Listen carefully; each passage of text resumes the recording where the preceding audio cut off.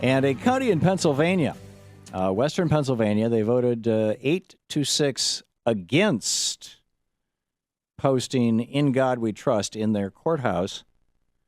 They said that there is a movement by the right-wing evangelical Christians across the country to basically impose Christianity. Interesting. Bryan Fischer is on the line with us, the host of the Focal Point radio show on AFR Talk, director of issues analysis for government and public policy at the American Family Association, AFA.net. And Bryan, welcome back to the program, first off. Thank you, Tom. Good to be with you. Good to have you. I am guessing, as someone who is a fan of religion, that you would be a little concerned about government starting to endorse a particular God. I mean, this doesn't say "In God's we trust." It doesn't say in Christianity we trust. Aren't you a little concerned that Buddhists and Hindus and whatnot are gonna say, "Yeah, cool"? Well, absolutely not. There's no concern here whatsoever, Tom. I'm a fan of American history. I'm a fan of the values of the Founding Fathers. I'm a fan. Bryan, this has nothing to do with the Founding Fathers. We put this "In God We Trust." It became our national motto in 1956. In 54, we put "Under God" into our Pledge of Allegiance. Neither one had been in either place before. This was all about godless communism. Godless communism is dead outside of China, and we're giving them all our money. Well, it's no surprise that the ones who voted against the motto in Allegheny County were Democrats. The Democrats voted God out of their platform, out of the building, and out of their party at the Democratic National Convention. So no surprise there. So if you're all in favor of God, the merger of religion and government, would you be opposed to the Church of Satan having a monument out, in this courthouse? Well, absolutely, I'd be opposed to that. And the people of Allegheny County, they have the opportunity, they should have the freedom to decide to do whatever they want to do. Where people go wrong is if they think there's something unconstitutional or un-American about the decision that they've made. Why would you be opposed to, maybe the Church of Satan is a little too inflammatory, but it seems like it's all the same thing. Would you be opposed to, a Star of David? Well, again, we go back to the values of the Founding Fathers and what they were enshrining in the First Amendment. They were protecting specifically the free exercise. There were Jews among the Founding Fathers. They were protecting the free exercise of the Christian religion in the First Amendment. Oh, come on. That's nonsense, Bryan, and you know it. Half those guys weren't even Christians. And they were leaving to the states the freedom to do whatever else they wanted to do with regard to religious expression. So if the state of Oklahoma wants to acknowledge the Church of Satan, they can do it. If they don't want to, they don't have to. That's freedom, Tom.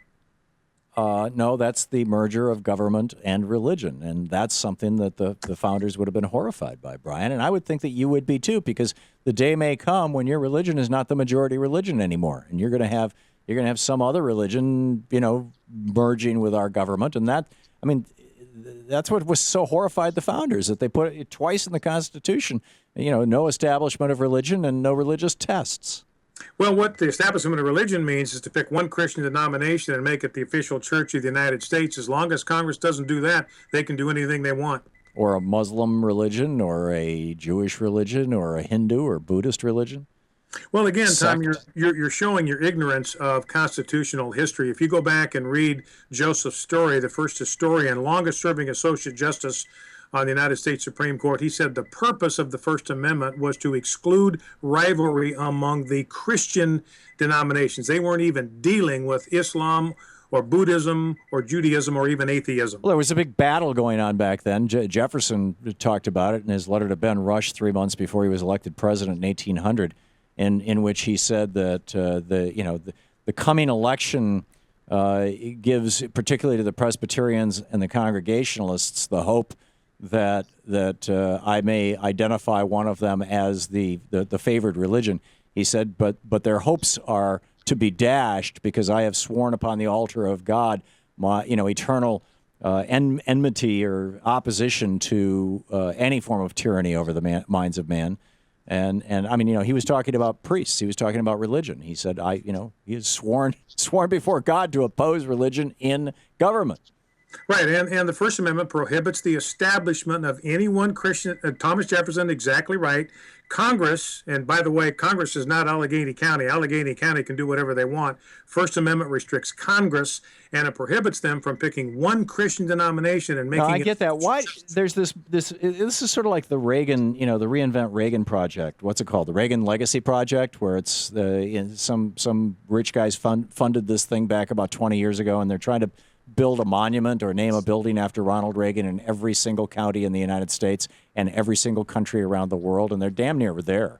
And this is the same thing. There's who is behind this? Let's put "In God We Trust" in every public building. Who's doing that? Well, President Truman, who was a Democrat, said in 1949, when the U.S. was established, the motto was "In God We Trust." That's still our motto. We still place our firm trust in God. If it was good enough for President Truman, good enough for Allegheny County. Well, A, Truman was wrong, and B, you didn't answer my question. Who is responsible, who is behind this effort to put "In God We Trust" in all our public buildings? President Kennedy said in 1961. No, who is behind this modern-day movement to put "In God We Trust" in all our public buildings? Who's doing that? President John Kennedy said in 1961, Tom, the guiding principle of this nation has been, is now, and ever shall be, "In God we trust." If it's good enough for JFK, it's good enough for Allegheny. Who is behind this movement to put these signs up in these public buildings, Brian? Do you know? I have no idea. You don't know? Okay. No, I don't know. I have no idea what you're talking about. Yeah. All right. So, I mean, you've got Judge Moore down in Alabama who wanted to put the Ten Commandments out there. Well, Tom, in 2003, CNN conducted a poll. 90% of Americans support "In God We Trust" on coins. Good enough for 90% of the American people. It ought to be good enough for Allegheny County. What percentage of the American people supported slavery in 1650? On November 1st, 2011, Tom, the House of Representatives passed by a 396-9 vote a resolution reaffirming "In God We Trust" as the official motto of the U.S. Good enough for the House of Representatives. It ought to be good enough for Allegheny County. And what was the vote for ratifying slavery as part of our Constitution in 1789? You know what a lot of people don't know, Tom, is that Brian, just because the majority of people like something doesn't make it right. Well, what a lot of people don't know is that the phrase "In God We Trust" actually comes from the national anthem, from the Star Spangled Banner. That goes back to 1814. Which was not during the founding of this republic. Brian, I beg your pardon, Shane? Oh, yeah, it wasn't the national anthem until the 1930s, by the way. Right, but the song was written in 18... That said... And the founders loved it. Brian,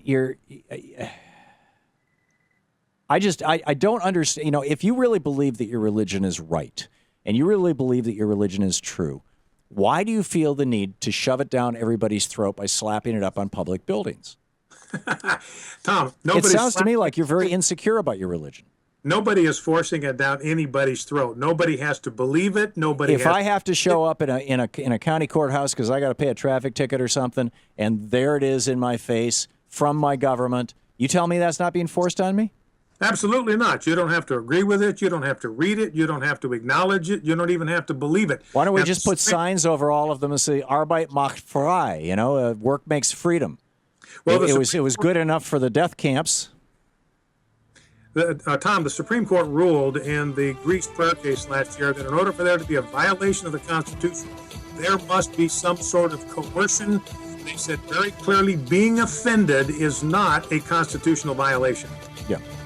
I get that. It just seems to me, Brian, that you are shooting yourself in the foot. But, apparently you don't think so. AFA.net is the website. Brian Fischer. Thanks, Brian. All right, Tom, you're welcome. This is the Thom Hartmann Program.